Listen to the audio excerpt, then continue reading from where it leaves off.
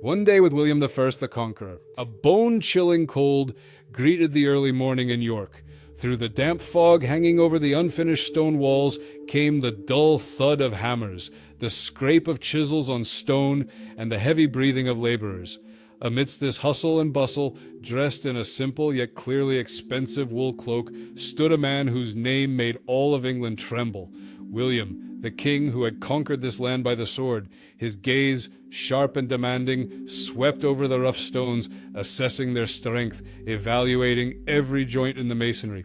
His hands, accustomed to the weight of sword and shield, now carefully touched the rough surface, as if he personally bore responsibility for every block of this new fortress, designed to suppress the recent rebellion.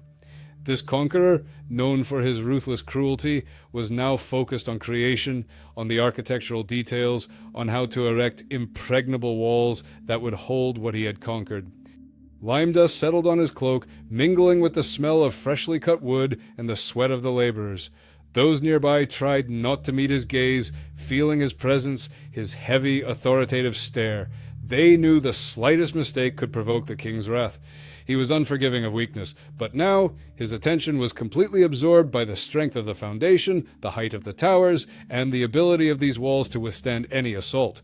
He considered this fortress not just a defense, but a symbol of his power, forged in fire and blood. In the distance, through the fog, the smoking ruins of a recently burned Anglo-Saxon village emerged, a grim reminder of the price he paid for his rule. The conqueror, whose name struck fear across all of England, not on the battlefield, but right here, among the laborers building this fortress.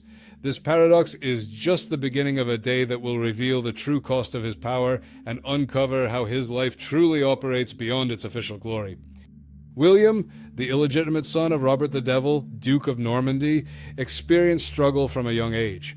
His childhood was fraught with dangers, his claim to the duchy was constantly challenged, and it was only through an iron will and ruthless determination that he managed to hold on to power in Normandy. His ambitions culminated in the conquest of England in 1066, an event that changed the course of history.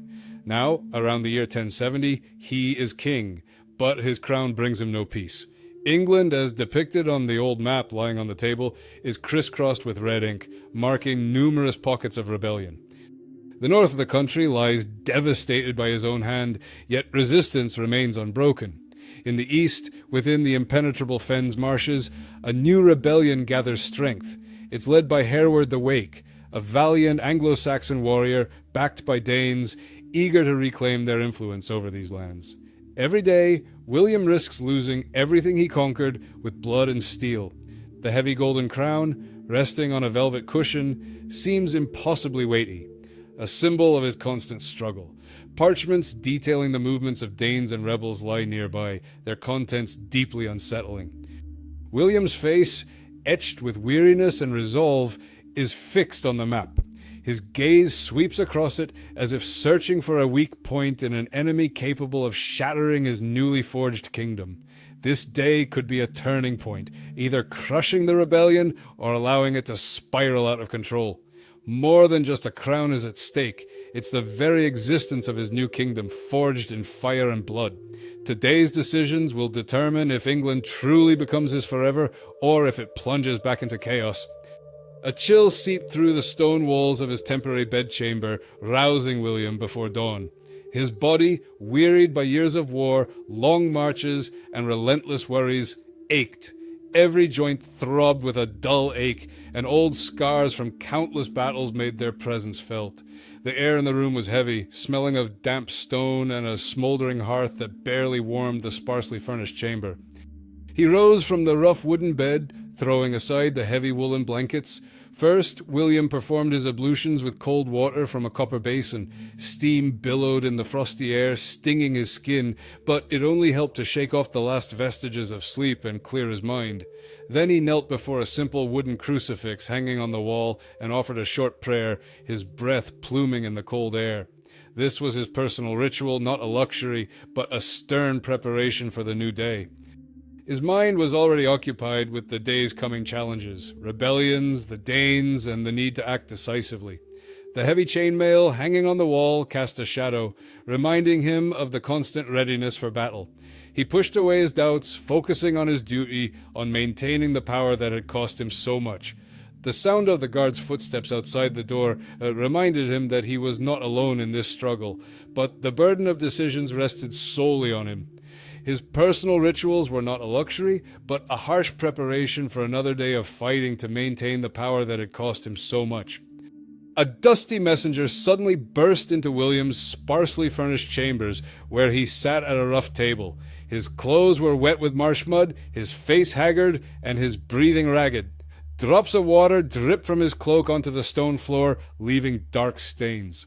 In his hands, the messenger clutched a sealed parchment, his appearance conveying extreme urgency and the critical nature of his message. The messenger reported a new, audacious attack by Hereward the Wake on Peterborough Abbey. The rebellious Anglo-Saxon had not only plundered the treasury, but also fortified his positions within the Fens. What's more, word had come of new Danish ships arriving, bringing reinforcements for Hereward. The day's task was now clear and urgent. A plan to suppress this uprising had to be devised immediately, lest it grow to a threatening scale and jeopardize all his conquests. William listened, his face impassive, but a cold fury simmered within him. The king's gaze was sharp, missing no detail in the messenger's words. Success in crushing this rebellion would solidify his power and show everyone who the true master of England was. Failure, however, would mean losing everything he had conquered with blood and steel. On the table, near his hand, a dagger gleamed dully, as if a silent reminder of the need for swift and decisive action. The heavy silence in the room, broken only by the messenger's ragged breathing, underscored the tension of the moment. This news was not merely a report, but a direct challenge to the conqueror himself, and he was ready to answer it with his characteristic ruthlessness. William left his chambers, heading for the great hall of the fortress where his advisors awaited him. He crossed the muddy, slippery inner courtyard, where the autumn slush squelched underfoot. The heavy, iron-clad gates stood open, revealing a view of the surrounding lands. Soldiers and servants lining the path bowed before him, but in their eyes a mixture of fear and wariness was evident. Some Anglo-Saxons working in the fortress tried to avoid his gaze, quickly turning away. The air was heavy, thick with the scent of burning and poverty. A haze on the horizon from distant fires served as a reminder of his recent punitive campaigns. William saw the marks of his conquest, ruined homes, fields overgrown with weeds. He saw the gaunt figures of a few peasants, their hollow eyes fixed on him like silent accusations. The smell of dampness and rotting straw mingled with the acrid smoke. To him, this was normal, the price that had to be paid for order and the retention of power. Suddenly, on his way to the gates, he saw a group of emaciated Anglo-Saxon peasants, their sunken eyes fixed on him. They stood in silence, their faces pale from hunger and hardship. Their eyes held no anger, no submission, but only a dull, silent suffering that pierced William. He felt their silent reproach, a reminder that this land was conquered, but not subdued. Armed Norman knights in mail armor, their faces stern, stood motionless, paying no heed to the suffering of the locals. The encounter with the hungry eyes of the Anglo-Saxons, their silent reproach, pierces him, reminding him that this land is conquered, but not subdued. In the castle's great hall, lit by flickering torches, a war council convened. A long, roughly hewn table stood in the center, around which sat Norman barons and bishops, their faces etched with seriousness and submission. William, seated at the head of the table, his posture regal, yet tension visible in his eyes, laid out his plan to suppress the rebellion in the Fens. His voice was firm and confident, his movements deliberate as he pointed to the map, his finger resting firmly on the marshland. He spoke of a scorched-earth tactic and building a pontoon road across the impassable Fens for a direct assault on Hereward's positions. Outwardly, he was the embodiment of unwavering authority. His words allowed no dissent. The smell of wax and old parchment mingled with the acrid smoke from the torches. But deep down, he felt the weight of every word, the weariness of an endless struggle to hold on to what he had conquered. The burden of decisions that would alter the fates of thousands weighed heavily on him, yet he allowed none of these feelings to show. The chronicles would describe this moment as a display of his genius, but he felt only the cold necessity of action to preserve his crown. His words about ruthless tactics met with approval, but in that moment he felt profoundly alone, shouldering the weight of decisions that would alter thousands of lives. As the discussion unfolded, with Wilhelm explaining the details of his ruthless plan, a sudden commotion at the doors interrupted the council. Another messenger burst into the hall, his face contorted with fear, his eyes wide with alarm. He could barely catch his breath before he could deliver his report. Hereward the Wake, using his intimate knowledge of the local terrain, had ambushed a detachment of Norman knights sent to scout the Fens marshes. The messenger reported heavy casualties. What's more, the Danes had received reinforcements and fortified their positions, making a direct assault even more perilous and costly. The situation had rapidly deteriorated, and the plan, which had seemed so reliable, now hung by a thread. William clenched his fists, his breathing grew heavy, and a wave of rage and frustration swelled within him. He felt his usual control over the situation faltering. The map on the table, which he had pointed to with such confidence just moments ago, now seemed to mock him. The tension in the hall mounted, his advisors remaining silent, awaiting the king's reaction. The sound of a distant cry, echoing from beyond the fortress walls, only intensified the sense of impending threat. Now he faced an even more brutal choice. Hereward's Fenland trap had not only claimed the lives of his men, but also challenged the conqueror's invincibility, demanding even greater ruthlessness from him. After the disturbing news, William retreated to a small chapel within the fortress. Dim light enveloped the room, and only the glow of a single candle cast shadows on his face, highlighting the deep lines. The scent of old incense hung heavy in the air. He knelt before the crucifix, his head bowed low, clutching a small, worn wooden cross in his hand. He was troubled by the thought of the bloodshed and the suffering he had brought upon this land. He remembered his oath to Edward the Confessor and his unwavering conviction in his divine right to the English throne. He didn't fear defeat, but the chaos that would follow if he showed weakness. An inner voice told him that his personal conscience must give way to the destiny of his dynasty and the future of England. The cold stone beneath his palms mirrored the icy resolve hardening within him. In that moment, William made his ultimate decision. England would be subdued at any cost, even if it meant the utter devastation of its lands and even greater brutality. He was ready to pay that price. His choice was made. He would be the one to break England, to build a new kingdom upon its ruins, and he was prepared to carry that burden for the rest of his days. In the evening, William returned to his chambers. The room was lit by the dim glow of the hearth, casting dancing shadows on the walls. The decisions he had made were already taking shape.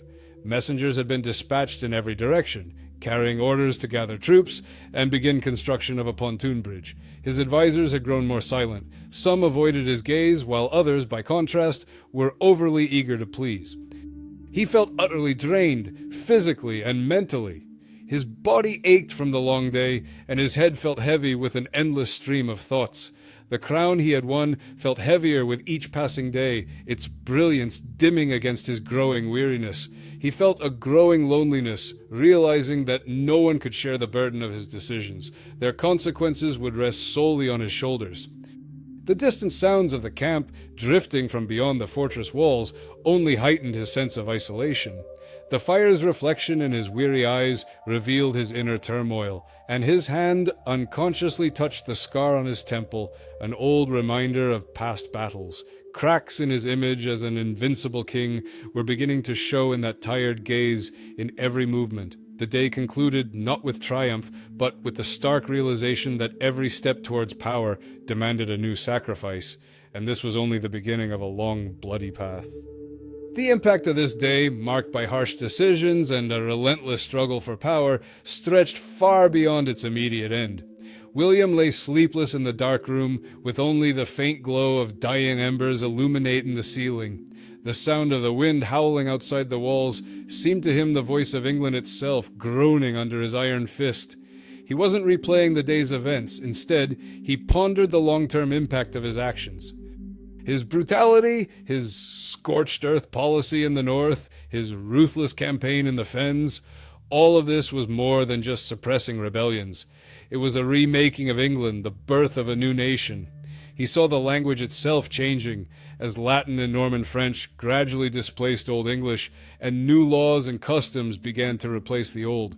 He understood he was forging an Anglo-Norman kingdom that would endure for centuries, a realm fused from two distinct cultures. William touched the small, worn wooden cross he always carried with him, a symbol of his complex, contradictory faith. This day, like so many others, was just one link in a chain of events that would forever change history.